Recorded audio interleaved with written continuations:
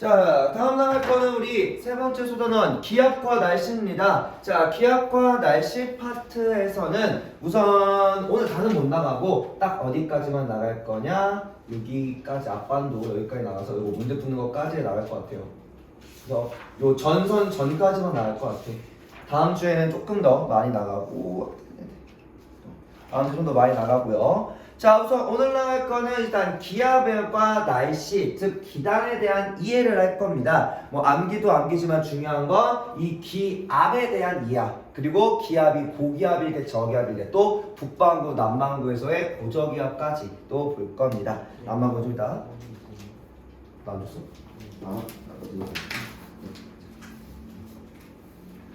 자, 봅시다. 그러면 우리 고기압, 저기압은요. 먼저 고기압이라는 거 말 자체가 뭐야? 말 그대로 기압이 높은 곳을 뜻합니다. 이제 배울 만큼 배웠으니까 바로바로 본론으로 들어갈 겁니다. 분석력이 최대한 뺄 거예요. 자, 우리 고기압은 우선은 공기가 상승하는 거 하강하는 거? 고기압이면 공기가 많네. 왜 많아? 하강에서 공기가 많은 곳이죠. 그래서 고기압, 저기압은 해당 위치에 보통 지표면에 공기가 하강으로 많이 뭉치면 불어 나가요, 들어와요? 불어 나가야겠지. 그러면서 불어 나가는 친구들. 근데 그때 불어 나가는 방향이 시계냐 반시계냐가 엄청 중요합니다. 자, 이때 우리 먼저 볼 거는 북반구로 볼 거고요. 북반구의 우리 고저기압은 오른손으로 해가지고서 자, 오른손에 하강할 때 이렇게 돈다라고 할 겁니다. 그럼 이게 시계야 반시계야? 이렇게 배점에 나가면 영접은 시계, 그쵸? 여기는 시계로 간다라고 할 겁니다. 물론 거꾸로 북반구는 주로 오른손을 쓸 건데 남반구는 왼손으로 볼 겁니다. 이건 좀 이따 뒤에 문제 풀면서 한번 얘기해 볼게요. 남반구는 왼손으로 이렇게 위아래로 구분할 겁니다. 자, 그래서 이러한 고기압인 지역에서는 하강기류가 발달하면 이라고 할 겁니다. 자, 단열이라는 게 무슨 말이죠? 여러분들? 단열. 단열이 뭔 뜻이야? 열의 차단. 쉽게 말하면 열 이동이 없다라는 뜻입니다. 그러니까 외부의 열 출입 없이 내부 에너지와 부피 간의 이하로 삼으면 원래 정확히 말하면 내부 에너지와 운동 에너지지만 하강이 되면 이라고 할 겁니다. 자, 공기가 위에 있던 공기가 아래로 지표 근처로 하강을 하다 보면 자, 기압이 더 세져 약해져? 지표로 내려올수록 하강할수록 기압이 더 커져 작아져? 어때? 네. 기압이 더 커져 작아져? 커져요. 지표 근처 공기가 많으니까. 그럼 내려가면서 기압이 증가하니까 압축이야 팽창이야? 압력이 더 세지니 압축돼. 그때 단열이다 보니 내부에 있는 에너지가 요 안으로 이렇게 뭉치다 보니 온도가 즉 단열 압축이 되니 내부 에너지가 더 밀도가 더 커지네. 에너지가 더 응축되네. 온도 상승하가 당연히 상승 일어나겠죠. 그래서 압축되면서 기온이 높아지네. 자, 그러면 이렇게 날씨는 하강기류가 발달하면 기온이 높아지니까 구름이 우리 구름은 물방울 또는 얼음 알갱이니까 온도가 높아지면 녹거나 증발하기 시작하겠죠. 그래서 구름이 형성 소멸하더라. 날씨가 날따라 맑은 날씨가 되더라 라고 얘기할 거고요. 자, 그 다음에 저기압은 어때? 저기압은 이제 거꾸로 기압이 낮은 곳인데 이 낮은 곳은 공기가 뭐한다? 왜 낮냐? 일반적으로 공기가 올라가면서 공기가 적어져. 이 적어진 공기를 지표에서 이렇게 채우기 위해 들어올 거야. 북반구니까 올라갈 때 이렇게 들어온다라고 할 겁니다. 그러면 반시계로 들어올 거야. 반드시 방향 잘 봐야 됩니다. 뒤에 문제 풀면서 얘기할 거야.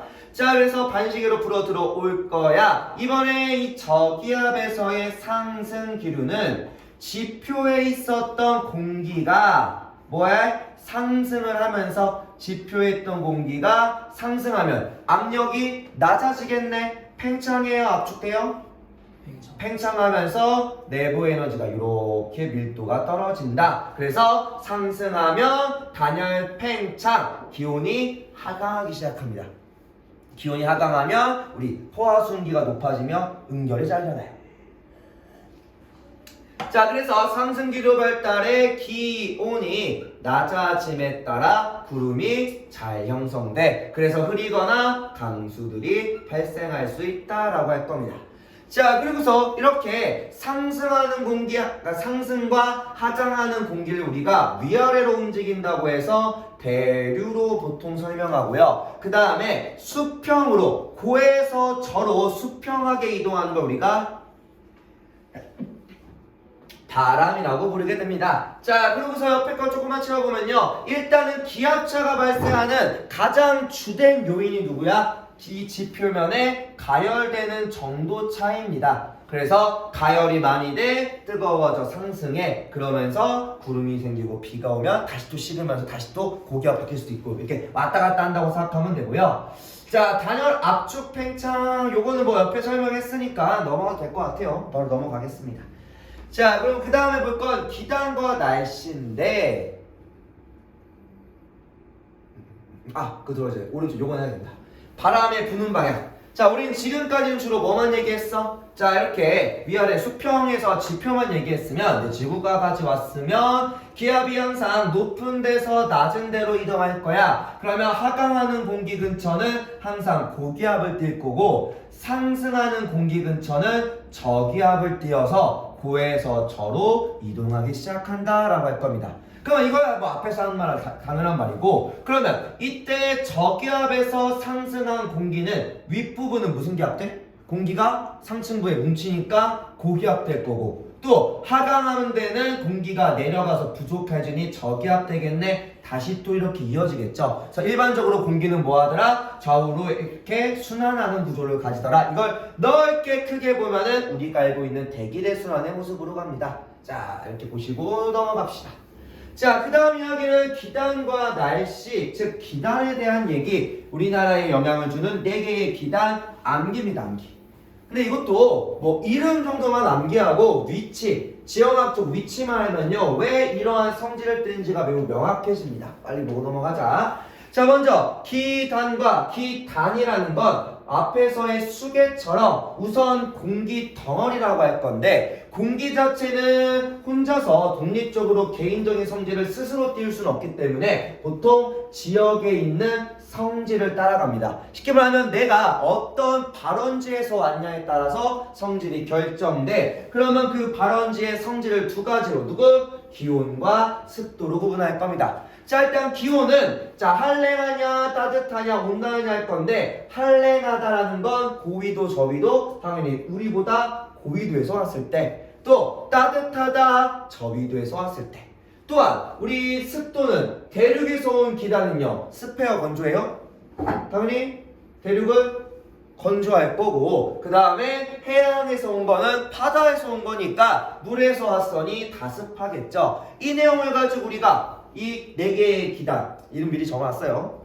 나중에 다 기억해 두시고, 자, 우리나라를 기점으로 우리보다 위에 있는 고위도에서 왔는지 저위도에서 왔는지, 또한 우리나라 기준 서쪽에서 왔는지 동쪽에서 왔는지로 해서 이렇게 구분할 겁니다. 자, 우리나라보다 고위도면 추운 지역이니 비교적 한랭한 공기기단이 될 거고, 우리보다 아래서 오면 온난 또는 고온으로 얘기할 건데, 발생미도가 조금 다릅니다. 온난 또는 고온으로. 그 다음에 서쪽으로 가면 어때요? 서쪽은 대부분 뭐야? 대륙이야 해양이야? 대륙이 되어있지. 그럼 대륙이니까 건조한 기단이 될 거고, 오른쪽은 바다로 구성되어 있는 쪽이라 해양에서, 그래서 다습하다는 말을 할 겁니다. 다습. 그게 끝났어. 성질 이미 끝난 겁니다. 자, 우리 왼쪽 위에 기단 이름이 뭐였죠? 시베리아. 그죠? 이름은 이제 위치랑 이름만 좀 기억해 주면 돼요.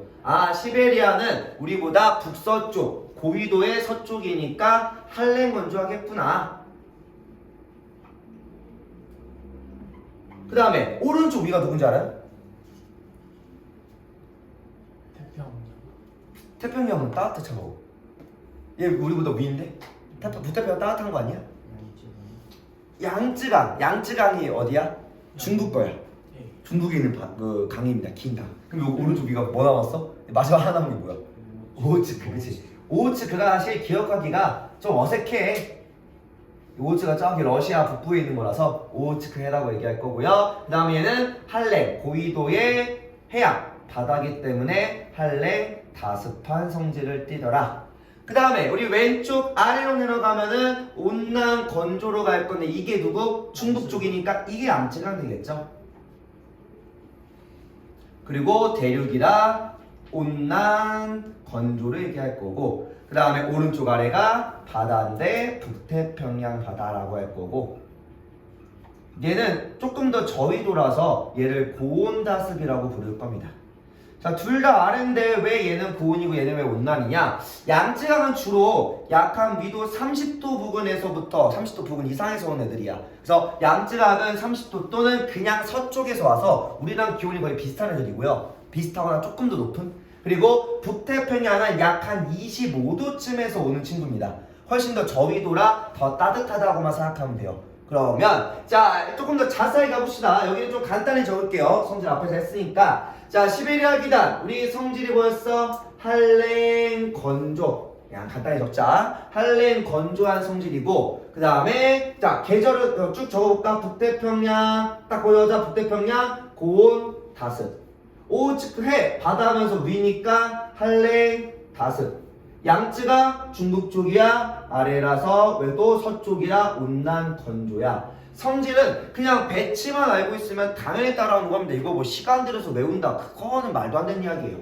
그러면 우리 계절은요? 잘 알잖아. 시베리아, 북태평양 어때? 시베리아 겨울이고 북태평양 여름이죠. 자, 이 둘이 이렇게 영향을 주는 이유 자체가 뭐냐면요, 이 둘은 일단 시베리아 대륙이고요, 그 다음에 북태평양 해양입니다.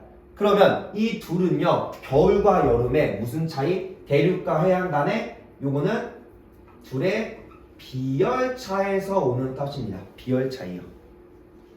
그러니까 이런 이야기, 그러니까 듣고만 생각만 해보세요. 뭐 자세히 물어보진 않아. 시베리아가 우리보다 고위도의 대륙인데 겨울이야. 그러면 고위도 대륙이라 대륙이니까 빨리 차가워지겠죠. 근데 그런데도 또 고위도네? 그러면 더 많이 차가워지겠네? 그러면 여기는 전부 다 바람이 불어온다는 건요, 이 지역이 고기압이다 저기압이다? 이 기단이 나한테 영향을 준다는 건 불어와야지 적은 거죠. 바람이 불어와야 되니까 얘가 밀어내는 거죠. 여기가 고기압대한다는 거. 그럼 당연히 대륙인데 고위도 대륙이라 겨울에는 더 많이 차갑겠네? 하강 기류가 심하겠네? 여기서 바람이 불어 내려오겠죠. 그죠? 자, 그 다음에 북태평양은요, 얘는 좀 더 복합적입니다. 일단 말로만 하면은 여름에는 북태평양 기단이 이제 해양하고 대륙이 있으면 대륙이 더 빨리 가열되다 보니까 해양은 천천히 가열돼, 대륙은 빨리 가열돼, 대륙이 조금 더 따뜻해집니다. 그러면 대륙이 상승 기류가 많이 발생하니 여기가 하강 기류 돼서 고기압을 띠기도 하고요. 하나 더, 북태평양 25도 근처예요. 25도 근처면 25도 30도 부근이면요, 무슨 저거야? 우리 대기대성에서 25도 30도면은 고압대야 저압대야? 어때? 25도 부근이면 우리 이렇게 나타낼 때 적도 30도 60도 급 하면요, 적도 고압대 저압대? 대기대성이 엄청 중요해. 우리 지구과학 하는 데서 특히 1단원에서는 적도가 저압대 30도 아열대 고압대 저압대 고압대잖아. 그럼 얘가 어디서 왔다고? 25도 룰에서 오는 공기라고요. 그러면 여름 되면요, 우리도 뜨거워지지만 어디가 더 빨리 뜨거워져? 적도가 엄청 뜨거워져. 그럼 적도에서 상승한 공기가 어디로? 고압대를 더 강하게 만들겠죠. 그러면서 얘는 추가적으로 누구? 대기대순환의 영향을 받기도 합니다. 그래서 많이 더워질수록 내 힘이 더 강해지긴 해요.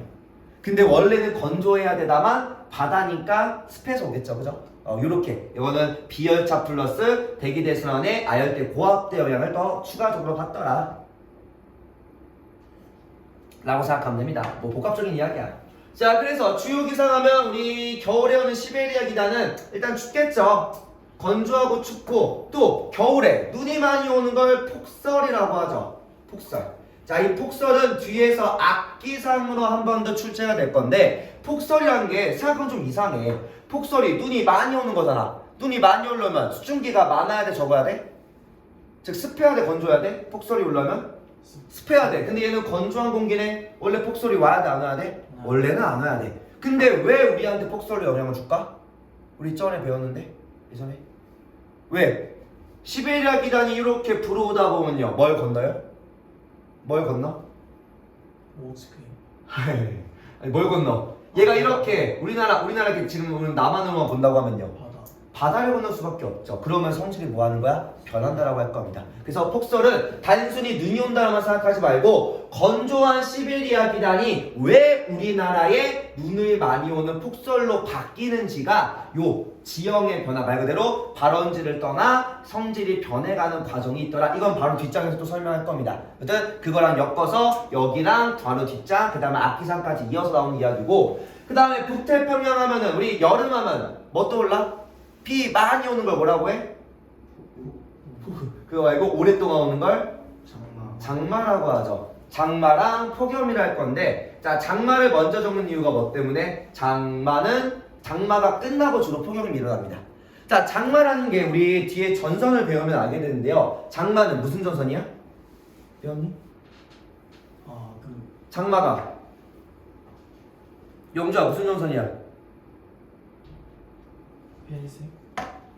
너네 방학은 하고 넘어왔잖아. 정지. 네, 정체잖아. 전선이라는 게 뭐야? 얘 장마전선, 정체전선으로서 전선이라는 건 서로 다른 공기가 만나는 거죠. 그러려면 서로 다른 성질의 두 공기가 만나려면 장마전선은 누구랑 같이 형성하는 거예요? 북태평양 기단이랑 또 누구랑 같이 만나야 돼? 오츠크. 오호츠크랑 만나는 거지. 자, 오호츠크가 영향을 주는 계절이 언제? 오호츠크가 언제 영향 줘요? 이렇게 약 6월부터 7월 초 정도. 이게 6월 7월인데 이게 뭐야? 물론 이제 여름인데 완전 초여름. 얘는 거의 초여름으로 얘기합니다. 자세히 배우면 가을에도 잠깐 영향을 주기도 해요. 늦장마 이렇게 얘기도 하는데 사실 이건 너무 짧아서 요즘엔 잘 얘기 안 해. 요즘에는 얘기 안 해. 옛날 지리할 땐 좀 얘기했었는데 요즘은 굳이 초여름만 주로 얘기합니다. 자, 초여름인 이 오호츠크도 사실은 얘도 비열차 때문에 나타나긴 합니다. 비열차. 얘도 뭐랑 관련있냐? 영상 찍어서 나와. 그 오호츠크가 어디 있는지만 간단히 얘기해 봅시다. 보여줘야 되나? 꺼놔가지고서. 자, 오호츠크가 어디 있냐면요. 이렇게 해서 여기입니다, 여기. 자, 오호츠크가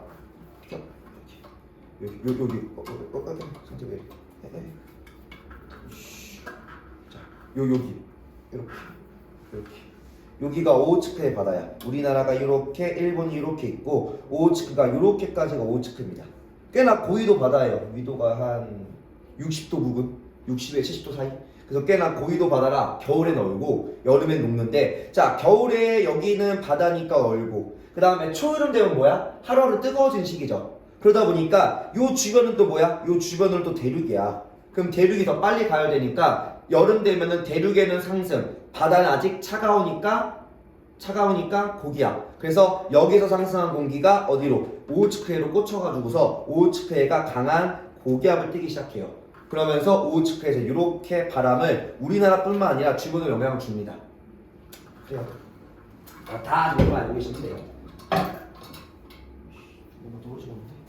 자, 그래서 이때 얘도 똑같이 비열차입니다. 주변에 있는 대륙과 해양에 따른 비열차로 고기압을 띠는 친구고 시기가 어때요? 여름으로 겹치다 보니까 얘랑 같이 장마라는 걸 만들어냅니다. 이걸 우리가 전선을 통해서 만들어내더라. 그래서 이 전선, 장마전선이라는 정체전선을 서로 힘겨루기 하는 거라 둘 중에 하나가 힘이 세지면 이동을 하기 시작하겠죠. 사라지면서. 그래서 우리가 그 장마가 끝난 뒤에 폭염이 오는 이유가 둘의 힘겨루기가 끝났어. 오호츠크는 초여름에만 잠깐만 오다 보니까 초여름이 끝나고 한 7월 중순 늦어도 7월 말에 장마 끝나고 8월에 들어가면 장마 끝나고 뭐야? 이제 누구의 힘이 더 센 거야? 얘가 더 힘이 센 거죠. 그래서 이렇게 북태평양에 올라오면 습하고 더운 날들이 지속됩니다. 그때 우리가 폭염부터 약간 우리 열대야라는 얘기를 많이 쓰죠. 작년에 좀 덜했습니다. 작년에는 그 북태평양보다는 우리 저 위에 고원에서 오는 이 고기압이 아래로 영향을 줘가지고서 그래서 태풍도 안 올라왔어 작년에. 이거는 나중에 태풍 얘기할 때 한번 얘기해 봅시다. 어쨌든 올해는 태풍이 올렸는지 모르겠지만 자 그리고 여기서 하나 더 중요한 거 오호츠크에는 장마랑 높새바람이라는 거를 만듭니다. 그거는 뭔 말인지는 좀 이따 뒤에서 얘기할 거고요. 높새바람 다른 말로 팬현상이라고 부를 겁니다. 뒤에서 좀 더 설명할 테니까 이렇게 알아만 두시고 자 마지막 양쯔강 기단은 어느 계절? 양쯔강? 남은 거 뭐야 이제? 겨울. 아니 겨울이잖아. 가을. 아, 가을만? 봄. 봄, 가을 둘 다죠. 양쯔강은 봄, 가을 둘 다 얘기하고요. 자, 양쯔강 기단은 뭐에 의해? 자, 얘네들은 비열차, 뭐 고압대, 아열대 고압대, 여기도 비열차. 근데 양쯔강은 이제 봄, 가을이란 말이 어떤 느낌이냐? 우리나라한테 봄, 가을은요, 겨울과 여름이 아닌 중간 사이인데, 겨울과 여름은 이제 우리 지구과학으로 얘기하면 대륙과 해양 간의 기압차가 없을 때 이야기예요. 그러니까 봄, 가을은 대륙이랑 해양의 온도가 똑같아서 기압차가 안 나. 그러면 우리가 원래 받아야 될 공기가 뭐야? 무슨 바람 받아야 돼요? 우리 중위도니까? 편서풍이죠. 그래서 양쯔강은 서로 간의 대륙과 해양 간의 기압차가 뚜렷하지 않으니 원래 우리가 받을 편서풍의 영향을 받아서 뭐가 발달하는 거야? 양쯔강이가 꼭 남쪽이 아니라 물론 편서풍이 남서 편서풍이라 남쪽부터 서쪽의 공기가 넘어오는 겁니다. 그래서 건조한 공기가 넘어와. 그래서 주로 황사가 잘 발달해 라고 얘기할 거예요. 알겠죠? 조금만 신경 쓰면은 이 황사랑 특히나 황사, 폭설, 또 장마 이런 것들도 다 악기상으로 많이 나와요. 그러니까 뒤에 내용까지 태풍 뒤에 내용 악기상까지 한 번에 가져갈 수 있어요. 여기 조금만 집중해 주면요. 자, 그 다음에 저 오른쪽에 들어가서 요거 하나 얘기하고 갑시다. 오랜만에. 자, 자전에 의해 생기는 힘을 뭐라고 불렀죠? 지구 자전에 의해 생기는 힘? 우리 전향력이라 부르죠. 지구의 자전으로 발생하는 전향력. 회전하는 거에서 발생하는 거. 자, 그래서 자전 운동에 의해 물체 운동이 한쪽으로 편향 쏠리는 겁니다. 그래서 북반구는 운동 방향의 어느 쪽? 북반구? 오른쪽. 지금은 외워두자고요. 자세한 힘은 우리가 너무 어려우니까. 북반구는 이동 방향의 오른쪽, 남반구는 이동 방향의 왼쪽으로 갈 겁니다. 이거는 저 뒤에 넘어가서 써야 되니까 잘 기억해 두시고. 그럼 여러분들 지금 보일지 모르겠지만 요 빨간색 화살표랑 파란색 화살표 중에서 누가 실제 이동 방향일까? 빨강이랑 파랑 중에? 빨강. 운동 방향의 오른쪽. 빨강으로 이동했는데 전압력 때문에 파란색으로 가는 거 아니에요?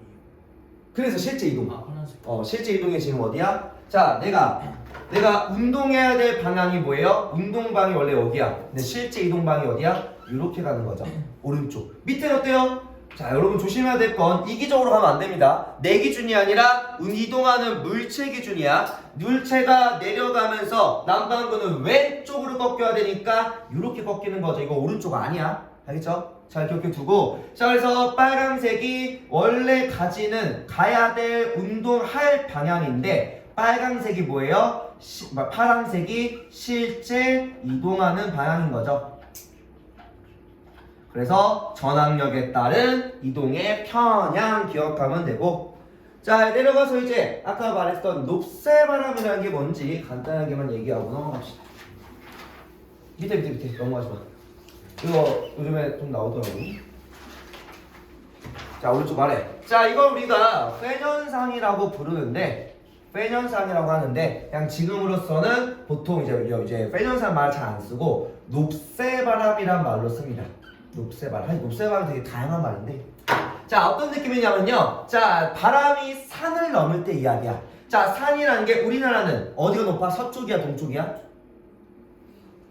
동쪽이 높죠. 우리 동쪽 가면은 태백산맥이 머리 높은 산도 있잖아. 이렇게 펼쳐져 있어. 자, 이렇게 서쪽과 동쪽이고, 아까 높새바람은 누구에 의해서 어떤 기단?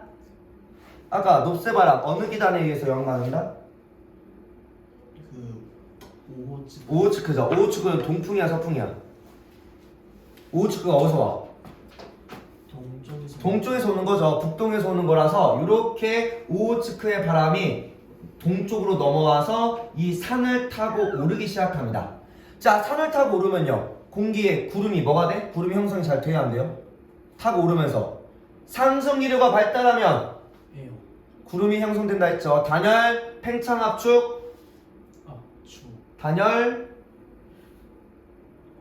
아, 기압이 낮아지며 팽창하며 뭐가 생겨? 구름이 생긴다고 했었죠. 그래서 올라가며 구름이 만들어져 구름이 만들어지며 비가 여기다가 뿌리고 넘어갑니다.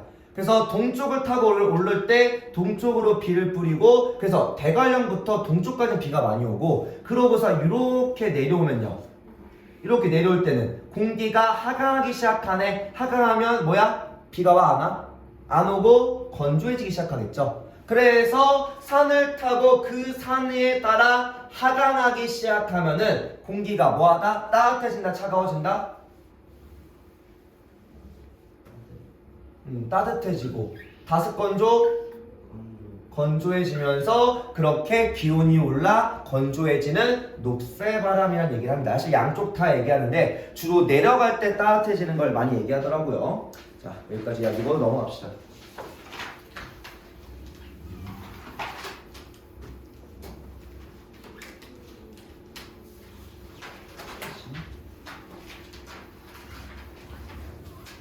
자, 여기까지만 하고 시작. 네.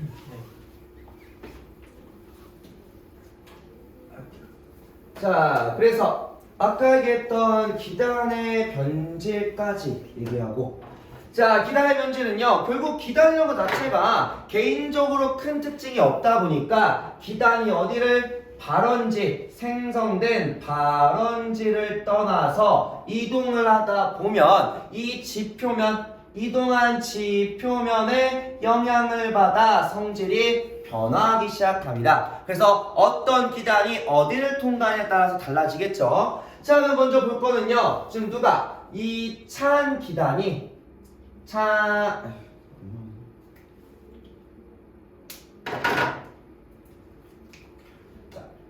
찬 기단이 어디를 따뜻한 해양을 지날 때 이야기입니다. 자, 지금 여기서 보시면요. 대륙인데 찬 대륙이야. 그러면 얘는 한랭 건조한 기단으로 들어오겠죠. 한랭 건조 기단. 자, 한랭 건조한 기단이라는 건 지금 공기가 자, 위에서부터 아래까지 전부 다 차가운 상태로 넘어올 거야. 자, 그리고 그러한 공기가 어디를 바다, 따뜻한, 야, 온난으로 짧게 씁시다. 온난한 바다랑 온난한 육지로 올라옵니다. 그럼 얘가 여기를 올라오면서 뭐를 받아? 열과 우리 수증기를 공급받습니다. 바다를 지나면서.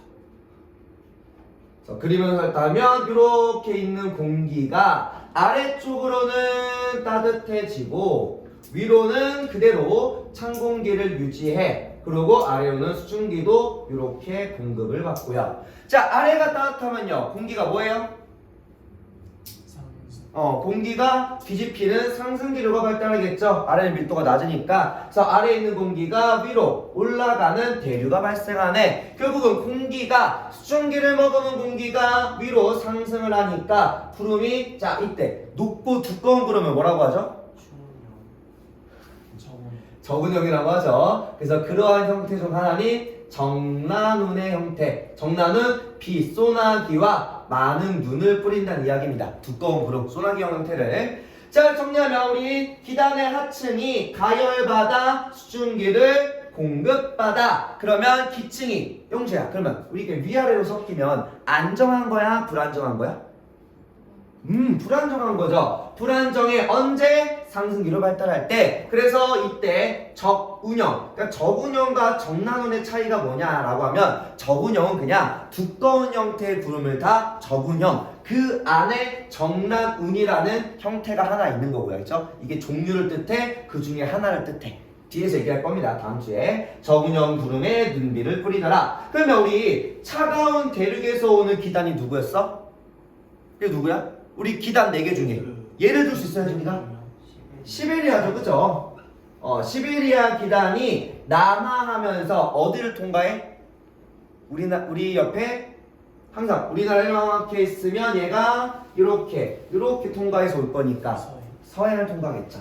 그래서 우리나라 서해를 통과하며 비교적 따뜻한 서해를 통과해 열과 순기를 공급받아 서해안 지역에 폭설이 내리는 뒤에서 말할 악기상과 관련이 있다 생각하면 되고요. 자, 그 다음 얘기할 거 이제 거꾸로 가봅시다. 이러한 따뜻한 기단이 어디를? 찬 해안을 지날 때. 그래서 자, 여기서 오른쪽에서 여기는 이제 따뜻한 육지에서 또는 이제 우리나라로 따지면은 보통 해양이라고도 하기도 합니다. 따뜻한 해양이라고 하기도 해요. 예를 들 밑에서 우리나라로 따질 때는 따뜻한 해양으로 주로 얘기합니다. 일단 여기 육지니까 우리 온난 건조한 공기가 온다라고 생각하면은 일단은 전반적으로 어때? 공기가 따뜻한데 찬 바다와 찬 대륙으로 타면서 공기가 전체적으로 아래는 찬 공기에 의해 차가워지고 위에는 따뜻한 상태를 그대로 유지해서 넘어오겠죠. 뭐 그 과정에서 수증기는 일부 포함하겠죠. 이렇게. 자, 그러면 아래가 차갑고 위가 따뜻하니까 공기가 섞여 안 섞여? 안 섞여서 안정된 상태로 그대로 넘어와. 그래서 이 수증기 일부만 얇고 낮은 구름, 보통 얇은 구름이 추군이 되던가 또는 우리 지표에 깔리는 걸 뭐라고 하죠? 위에 있으면 구름, 지표로 내려오면 안개라고 얘기하죠. 지표 생기면. 그래서 안개가 되게 자주 발달합니다. 자, 그러면 지표 기단의 하층이 냉각돼 기층이 안정되면요 상승 기류가 억제돼서 충은형 낮은 형태의 구름이나 아니면 안개가 잘 만들어지더라. 쉽게 말해서 소나기처럼 큰 비가 막 내리진 않는다 이야기입니다. 자, 이거는 우리 따뜻한 해양으로 한번 얘기해봅시다. 따뜻한 해양으로 우리나라로 얘기할 때. 자, 우리나라의 따뜻한 해양이 누구였어? 따뜻한 해양의 기단이 뭐였어? 4개 중에? 오호츠 아니 장 양치랑 대륙이잖아. 이게 북태평양 기단이죠. 북태평양 기단이 북상하면서 우리나라의 동해, 특히나 동해안의 북쪽의 찬 바다랑 만나며 해안에 안개를 주로 만들더라. 그래서 한 봄이나 가을 때, 특히나 봄시기에서 초여름 시기, 여름 초여름 시기로 넘어가면은 요 시기가 동풍에 의해서 또는 남동풍에 의해서 안개가 좀 자주 발생하더라고요. 동해안 넘어가면요. 특히나 뭐 가을, 늦가을이나 이때 가면 일단 이러한 특징이 있더라. 그래서 발원지를 떠나면 성질이 변하더라까지 기억해두고 쉬었다 합시다. 자, 이어서 우리 고기압과 저기압인데 사실 저기압은 다음 주에 여러 저기압 볼 거고 오늘은 고기압과 여러 날씨 일기도에 대한 기본 틀 이것만 일기도는 사실 뒤에서도 한 번 더 얘기할 건데 오늘은 이제 계절로서만 구분해 봅시다. 자, 고기압에도 크게 두 가지로 구분합니다. 고기압은 정체성, 한 곳에 오래 머무는 정체성 고기압과 그 다음에 이동성 고기압으로 둘로 나눠서 얘기할 겁니다. 자, 먼저 정체성은 말 그대로 이제 그 한 자리에 오래 머물며 미치는 거 비교적 규모가 큰 애들인데 자, 정체성 고기압도 크게 두 가지로 또 구분합니다. 온난 고기압과 그 다음에 한랭 고기압인데 원래 요 사이에 그림이 하나 좀 크게 들어가 있거든요. 수직 그림이. 근데 그게 요즘에는 잘 안 나와서 일단 뺐고 요 이야기도 안 할 수도 있긴 합니다. 학교마다 지금 첫 해라 차이가 좀 많이 심해서 혹시나 여기를 더 자세하게 저희는 요 정체성 고기압에서 수직 단면 그림을 배웠어요 라고 하시면은 나중에 알려주세요. 알겠죠? 자, 우선 우리 온난 고기압은요 이 대기대순환에 의해서 라는 말을 쓸 겁니다. 대기대순환에 의해 자, 대기대순환에서 특히나 고기압이 되려면 우리 극지방 빼고 중위도 상공, 중위도가 뭐였어? 아열대 고압대 지역이었죠. 아열대 고압대 지역이고 결국은 우리가 이렇게 그 대기대순환 그림 그려보면 이렇게 그려보면 적도에서 상승한 공기가 30도 부근 가서 하강하고 또 페레순환으로 이렇게 온 공기가 30도에서 만나서 하강했었죠. 그래서 이 공기가 중위도 상공에 수렴 모여들어서 침강한다 라고 할 겁니다. 모여들어 침강하다 보니 자 지금 얘는 뭐야? 요 위에 한 13km에서부터 지표까지 쭉 내려오다 보니 공기가 하강하면 이렇게 공기가 길게 저 표축 저 위에서부터 지표까지 오랫동안 하강하면 단열 압축이야 팽창이야? 하강하면? 압축. 따뜻해져 차가워져? 얘네들은 지금 얘는 깊게 말 그대로 높게 키가 크게 높게 하강하다 보니까 비교적 온도가 높게 유지됩니다. 단열 압축이 많이 돼서요. 그래서 이거에 대한 대표적인 고기압 아까 대기대순환에 영향을 받는 기단이 누구라고 했었죠? 사실 그것 때문에 미리 설명했었어. 요거 때문에 대기대순환 영향을 받는 기단이 누구다? 양쯔강은 편서풍 북태평양이라고 했었죠. 북태평양 위치가 약 25도 부근으로 아열대 고압대의 영향을 좀 세게 받는 친구입니다. 그래서 북태평양 고기압이 대기대순환에 의해서 더 따뜻해지고 더 강한 고기압을 띠더라. 고기랑 조금 엮어지는 거고요. 자, 그 다음에 한랭 고기압은 좀 이제 맹점이 다른 게 얘는 고위도 지역에서 찬 지표면의 영향으로 라고 할 겁니다. 자, 그러면 고위도 지역의 지표가 차갑다 보니까 냉각이 되겠죠. 냉각된 공기가 침강하면서요. 그러니까 얘는 철저하게 얘 왼쪽에 온난 고기압은 여 위에 여 상공위서부터 하강하는 공기가 있었다라고 하면 얘 같은 경우는 뭐야? 그냥 특정 지표가 차가워서 지표의 차가움으로 냉각으로 지표 근처 공기가 하강한다는 이야기야. 그러면 조금 높이가 낮겠죠. 그죠? 왜? 지표 근처 공기만 일부가 냉각돼서 내려오다 보니까 좀 더 크기가 작아. 냉각이 어디서? 냉각에 의한 침강이니 얘 공기 자체도 비교적 온도가 낮을 수밖에 없겠죠. 왜? 이유 자체가 냉각이니까. 얘는 공기 자체가 수킬로 10kg를 하강해서 압축돼서 따뜻해. 얘는 2-3kg밖에 안 돼요. 2-3kg 내의 공기가 차가워서 하강했어. 그러면 우리 고위도의 지표, 특히나 고위도 대륙의 기압이 누구였죠? 기단이? 고위도 대륙이 누구였어? 무슨 기단? 결국은 차가운 기단이 누군데? 시베리아. 그래서 가장 제일 먼저가 시베리아. 시베리아 고기압과 북태평양 고기압은 움직이는 게 아니라 그 위치에서부터 우리한테까지 영향을 주는 애들이야. 세력이 셀수록 더 강하게 주겠죠. 그리고 일부는 오호츠크도 같이 포함해서 하기도 합니다. 오호츠크도 그 오호츠크 해에 냉각된 바다, 아직 가열되지 않은 바다의 고기압에 의해 발생하는 거라 걔도 똑같이 찬 지표 영향을 받는 애다라고만 알고 있으면 되고요. 자, 그 다음은 이제 이동성 고기압입니다. 자, 이동성 고기압은 정체성에서 떨어져 나온 애들이야. 그래서 약간 대륙에 의해 조각조각 난 기단들이 공기들이 이동한다라고 생각하면 되고 보통 양쯔강 고기압에서 떨어져 나온 애들이 우리나라를 지나가며 봄가을철에 영향을 줄 겁니다. 자, 그러다 보니까 자, 우리 봄가을에 주는 바람이 뭐였어? 우리가 평상시에 받아야 될 편서풍이었죠. 이제 봄가을은 다르게 생각하지 말고 지구과학에서는 봄가을은 대륙과 해양에 기압차가 없는 편서풍의 영향을 주로 받는 시기다만 생각하면 되고 그러면 바람이 어디서부터 불어오는 거야? 편서풍이면 어디서? 서쪽에서 불어오더래. 그래서 이 당시에는 서쪽에서의 공기가 서쪽에서의 날씨가 우리의 미래의 날씨다. 이건 중위도 고압대, 중위도 저압대에서 얘기할 겁니다. 자, 그럼 이제 여기 간단하게 일기도로 계절만 구분해 봅시다. 계절이요.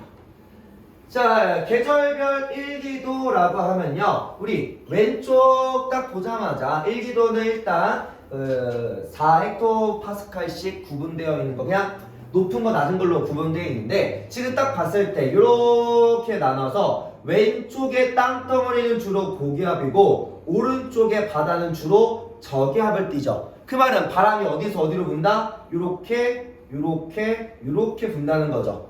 그죠? 바람 항상 고에서 저로 부니까. 그럼 이 시기가 뭘까? 우리나라가 무슨 풍 영향을 받는 거야? 어디서 오는 바람? 우리나라가 이렇게 우리나라가 어디 영향 받는 거야? 북서에서 받는 거죠. 그게 어느 계절? 겨울이겠지. 그치? 이거 다른 부표식 기압 배치만 보고 여기는 딱 중요한 게 기압 배치만 가지고서 계절을 구분할 수 있어야 합니다. 자, 그래서 이때는 시베리아 고기압이 발달하는 시기야. 차고 건조한 여기는 북서의 열풍 영향을 받더라. 나머지는 앞에서 봤던 거니까 넘어갈 거고요. 자, 그 다음에 오른쪽 가운데 그림은 어때요? 가운데 그림은 대륙이 비교적 저압대에 가깝고 그 다음에 바다 쪽이 전반적으로 기압이 다 어때? 비교적 높게 뛰죠. 그 말은 바다 쪽에서 우리나라 쪽으로 이렇게 바람이 불어온다는 거네. 그럼 이때가 언제? 여름이 되겠지. 그죠? 보여야 돼요. 지구과학은 그림을 딱 보자마자 뭐야? 라고 무슨 그림이 바로 보여야 돼. 자, 그래서 여기는 무슨 고기압? 북태평양 고기압의 영향을 받겠죠. 이때는 우리 중학교 때는 남동이라고 하기도 하고 남동계열 또는 그냥 남풍계열이라고 합니다. 그냥 남쪽에서 오는 바람을 다 뜻한다는 이야기입니다. 그래서 남동계열풍 또는 남풍계열의 바람이 불더라. 자, 마지막은 어때요? 대륙과 해양에 사실 대륙이랑 해양이랑 기압이 또 비슷비슷해 왔다 갔다 해요. 그래서 요거는 무슨 시기? 봄가을 시기가 되겠죠. 가을.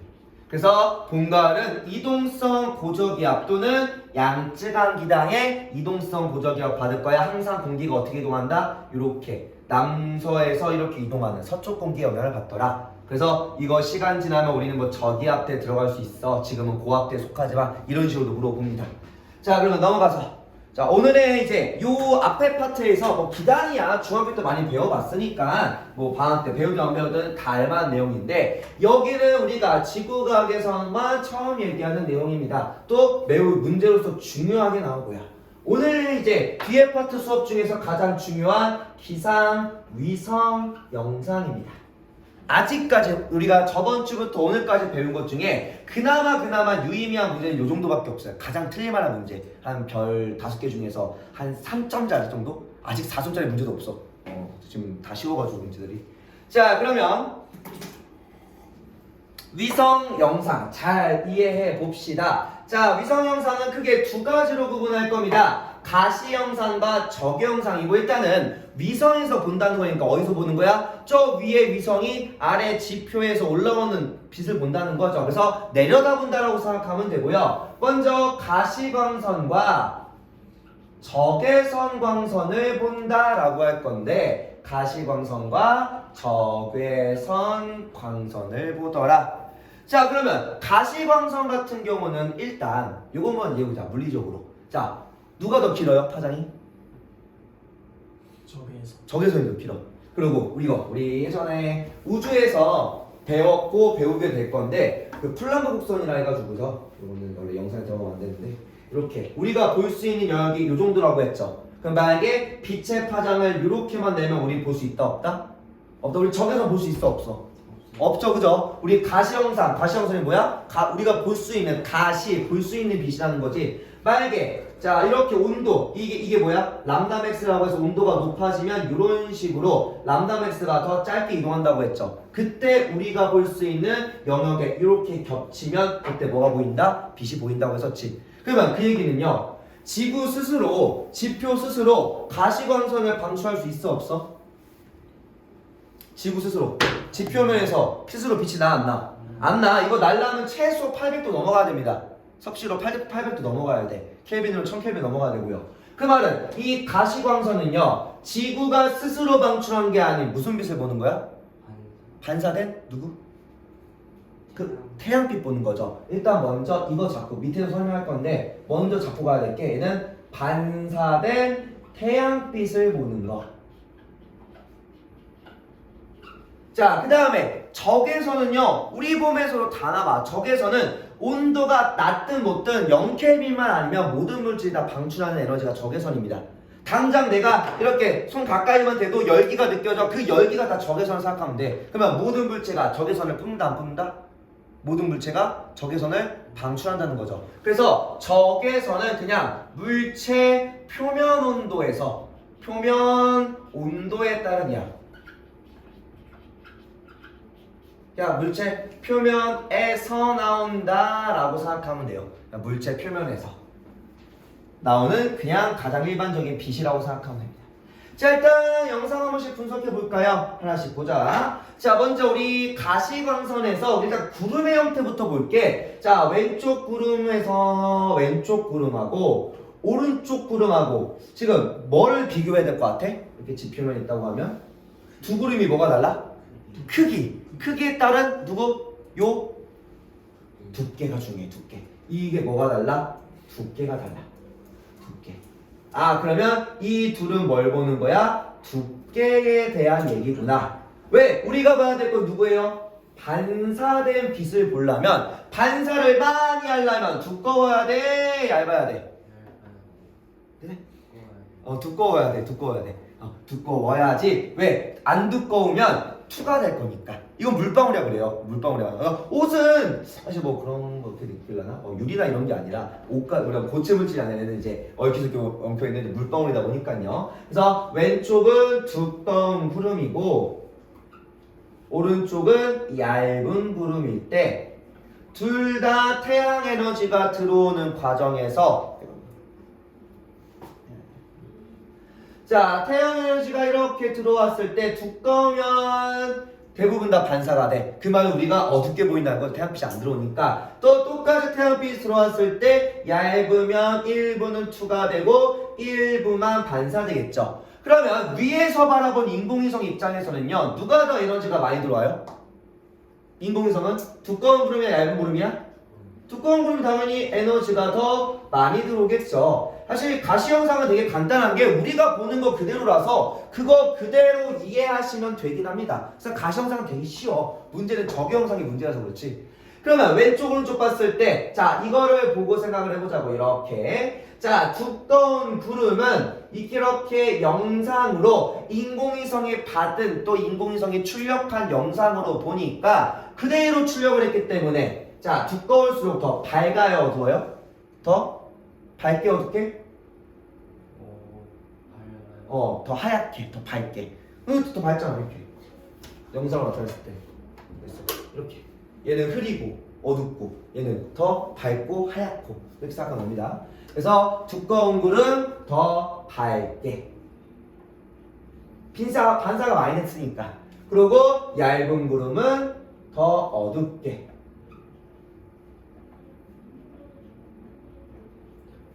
왜? 구름은 흰색으로 보이니까요. 자, 이렇게 설명할 겁니다. 그러면 우선 또한 흰색, 회색 이렇게 얘기하기도 해요. 자, 그러면 이제 적외형상으로 넘어가서 보면요, 적외형상의 구름 형태 보니까 어때요? 적외형상의 구름 형태 이렇게 있어요. 지표 이렇게 있고. 자, 여기서 뭘 비교해야 될까? 뭐가 달라 지금? 높이가 다르죠, 그죠? 두께는 지금 거의 똑같잖아.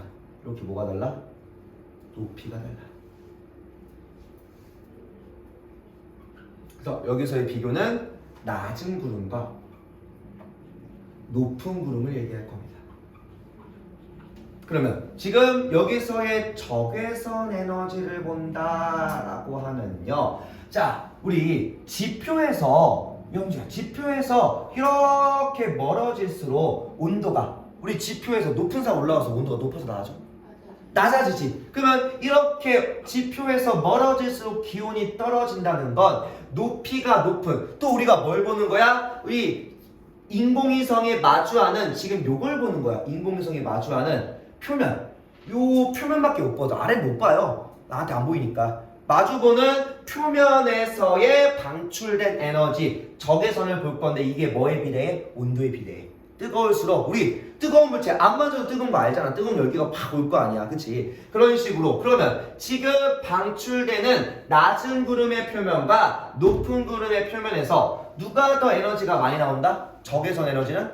낮은 구름이, 지금 낮은 구름은 표면의 온도가 더 높은 구름인 거고, 높은 구름은 온도로 나타내면 더 온도가 낮은 구름의 형태인 거죠. 여기서부터 헷갈려. 이제 구름은 높으나 온도는 낮을 때 또 반대되는 값이 나와서, 그러면 에너지는 누가 더 낮은 구름에서 더 많은 적외선이, 높은 구름에서 에너지가 더 적게 들어옵니다 까지도 이해한 거 나쁘지 않아. 근데 이거를 해석한, 출력한 인공위성의 영상을 보니까 이렇게 보니까 지금 우리 낮은 구름은 더 어두워요, 밝아요? 어두워요. 어두워. 더 어둡게 표시합니다. 어둡게 회색으로. 또 높은 구름은 오히려 밝게 표시해. 자, 밝기랑 들어온 에너지 양과 서로 어때요? 밝기랑 에너지 양이 서로 반비례. 반비례하죠. 그죠? 반비례. 이게 또 헷갈리게 합니다. 그러니까 문제에서 콕 집어서 인공위성이 받은 적외선 에너지가 많을 때 구름은 더 하얗게 더 밝게 보이냐 이렇게 계속 질문해. 그래서 적외 현상이 많이 헷갈려. 요 말들이 계속 뒤집히기 때문에. 그래서 조심해야 됩니다.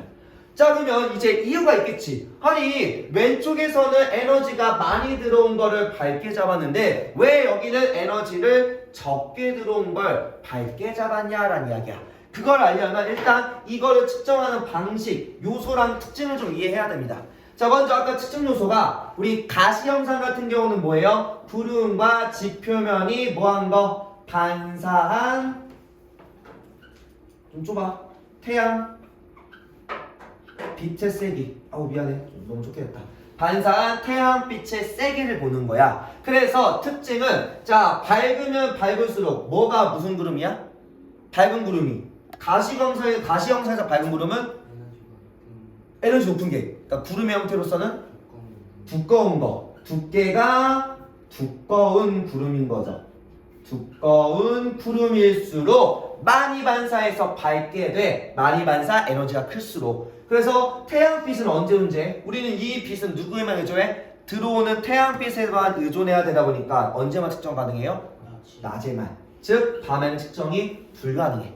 우리가 생각해보죠. 이걸 왜 측정할까? 구름이 두껍고 구름이 많으면 비가 오고 눈이 올 수 있으니 그거를 우리가 예비하려고 기상예측을 하는 거잖아. 그죠? 뭐 더운지 추운지 그것뿐만 아니라 비가 눈이 오는지 안 오는지가 제일 중요하다고 사실은요.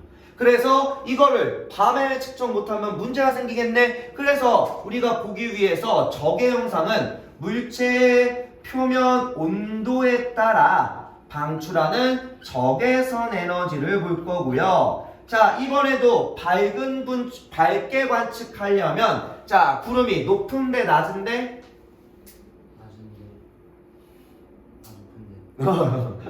높은데 높은 곳에 있는 구름일수록 온도가 높은 구름, 낮은 구름? 낮은 구름. 이게 참 헷갈려. 에너지는 많은 구름, 적은 구름? 적은 구름. 온도는 온도 이퀄 에너지가 적다는 이야기죠. 그죠? 온도랑 비례한 거니까. 자, 그럼 얘는 낮밤 중에 언제 관측 가능해? 둘 다? 둘 다죠. 얘는 둘 다지. 둘 다.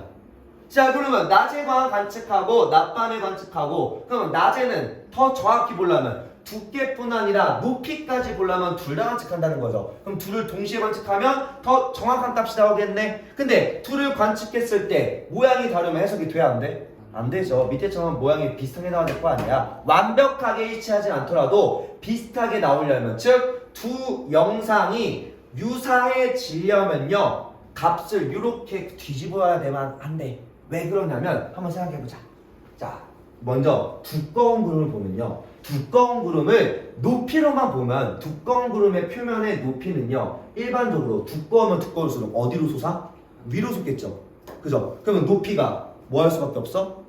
높을 가능성이 높겠지. 두꺼우면 두꺼울수록 높이가 뭐 할 수 있어? 높을 가능성이 있어. 얇은 구름은요 낮을 수 있고 높을 수 둘 다 가능합니다. 상관없어. 그리고 높은 구름은 높을 수도 있고 낮을 수도 있어. 근데 낮은 구름은 어때? 낮은 구름은요 지표까지의 거리가 가까우니까 두께가 두꺼울 수가 쉽고 어려울까? 어렵겠죠. 뭐 엄청 응축된 공기가 있을 수도 있겠지만은 대부분은 낮은 구름은 뭐 할까? 낮은 구름은 이렇게 두께가 보통은 낮을 확률이 높겠죠. 반드시는 아니지만 그 일부 예외적인 게 우리 밑에 그림에서의 미세한 차이로 오는 거고 일반적으로는 거의 다 한 70%까지는 맞아떨어집니다. 그래서 이 얇은 구름일수록 낮을 가능성, 즉 낮은 구름일수록 얇을 수도 있기 때문에 뭐야? 이 둘을 유사하게 잡는 거고요. 유사하게 표현하는 거고, 또한 두꺼운 구름일수록 높은 구름의 가능성이 높기 때문에 이 둘이 비슷하게 영상으로 출력시키는 겁니다. 알겠나요? 왜 값을 뒤집는지 이해가? 그걸 이해하면서 하면 조금 더 이제 안 헷갈려. 덜 헷갈려요. 덜 헷갈려. 자, 그걸 가지고서 밑에 내려가서 한번 우리 영상 하나 더 읽고서 요거 그림으로 한번 더 비교해 봅시다. 자, 그러면 여기서 물론 하나 더 있습니다. 위성 영상 말고도요. 그 레이더 영상이라 해서 한 가지가 더 있습니다. 그것도 보자고. 자, 기상 레이더 영상은요. 그냥 어디서 지표, 그것도 지표에서 높은 산의 지표에서 구름한테 빛을 쏴가지고 반사된 빛을 보는 겁니다. 그럼 얘는 어디서 측정하는 거야? 어디? 지상에서. 지상에서 방출한 빛이 구름에 닿아서 반사 및 산란된 전파를 보는 겁니다. 알겠나요? 그래서 사실 얘가 제일 정확해요. 얘는 진짜 비가 곧 떨어진다. 얼마큼 올 거야? 물방울의 크기부터 수, 물방울의 형태까지 다 구분이 가능합니다. 근데 문제는 뭘까? 그래서 강수, 구역 및 양까지 추정이 가능해. 근데 단점은 이 관측 범위가 넓을까 좁을까? 보통 위성이 우리나라 전체 다 볼 거 아니야. 얘는 해봤자 산맥 근처만 보겠죠? 보통 한 지역구 해봤자 몇 개의 시 정도? 이렇게. 그래서 관측 구역이 좀 작더라. 결국은 세 개를 동시에 보는 게 가장 효과적인 방법이겠죠. 자, 그럼 밑에 그림 한번 해석하고 뒤에 문제 풀고 오늘은 조금 일찍 마무리해 봅시다. 뒤에 또는 숙제를 내야겠다. 자, 그럼 이거 그림 보면서 한번 얘기해 보자고. 자, 지역을 이렇게. 아이고 안 나오네. 우리 이렇게 비교적 A 지역, A 지역. 완벽하게 차이 난 데가 많이 없어가지고서 그 다음에 B지역 이렇게 B지역 그 다음에 오른쪽이 밝고 왼쪽이 흐린 데가 조금 애매하지만 여기야? 여기 정도? 약간 틀린 그림 찾기에 가까워. 이렇게 C지역을 한번 보자고요. 예시를 들어서. 자, 그러면 A지역을 비교하면요, 둘 다 동시에 봤을 때 A지역은 가시 영상으로 보면 어떤 느낌이에요? 비교적 좀 진하죠. 그러니까 이 둘로만 비교하자고. 이 둘로만 비교적 진하다는 건 뭐가? 두께가 크다, 두껍다. 자, 근데 적의 영상으로 보면 프라임 붙여서 그냥 같은 위치, 똑같은 위치니까. 여기서 어때? 적의 영상에서 비교적 여기 옆이나 딴 데보다는 여기가 훨씬 더 흐리지. 그 말은 흐리다는 건 아래에 있다. 그래서 높이가 낮은 애인 거죠. 그러면 두꺼운데 높이가 좀 낮게 깔린 구름에 가깝더라 라고 생각하면 되고요. 자, B지역은 어때요? 둘 다 엄청 하얗게 진하네. 요런 지역 같은 데도 똑같죠, 그죠? 둘 다 진하면 두께도 두껍고 높이도 매우 높다라는 거죠. 그 말은 두꺼운 구름이 높게 진하게 서 있더라. 여기 거의 확실하게 비가 오겠죠. 보니까 이 지역은 확실하게 비가 오는 지역이 많네. 그지? 그리고 마지막 C지역. C지역은 두께가 어때요? 얇아요. 두께가 얇아. 대신 하얗다는 건 높이가 좀 높더라. 그래서 여기랑 비슷한 게 요런 지역입니다. 요런 지역. 여기는 좀 흐린데 여기선 좀 흐린데 여기는 조금 더 진하죠. 또 요런 데 같은 경우가 뭐야? 약간 층운형이 넓게 퍼진 구름들입니다. 이런 데. 그래서 얇지만 높게 수가 있는 층운형 형태의 구름, 보통 이렇게 우리 이제 뒤에서 얘기하는 온난자성 같은 게 펼쳐지기도 하고요. 이런 식으로 영상 분석 가능한지까지 이야기고, 자, 뒤에 문제 풀어보고 마무리합시다.